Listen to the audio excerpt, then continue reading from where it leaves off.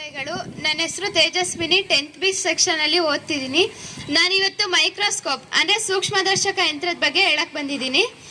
Antony von ಲಿವನ್ಹುಕ್ ಎಂಬ ವಿಜ್ಞಾನಿಯು ಇದನ್ನು ಕಂಡುಹಿಡಿದನು. ಇದನ್ನು ನಮ್ಮ ಕಣ್ಣಿಗೆ ಕಾಣದ ಸೂಕ್ಷ್ಮ ಜೀವಿಗಳನ್ನು ನೋಡಲು ಬಳಸುತ್ತೇವೆ.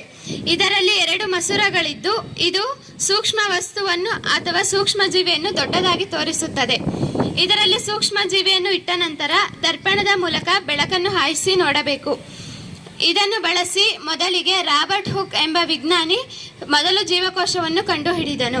ಈ ಸೂಕ್ಷ್ಮದರ್ಶಕ ಯಂತ್ರದ ಅನ್ವೇಷಣೆಯು ಮಾನವನ ರೋಗಗಳಿಗೆ ಕಾರಣವಾಗುವ ರೋಗಾಣುಗಳ ಪತ್ತೆ ಹಚ್ಚುವಿಕೆಯಲ್ಲಿ ಬಹುದೊಡ್ಡ ಮೈಲಿಗಲ್ಲಾಯಿತು ಮತ್ತು ವಿಜ್ಞಾನವನ್ನು ಮತ್ತೊಂದು ದಿಕ್ಕಿಗೆ ಕೊಂಡೊಯ್ಯಿತು.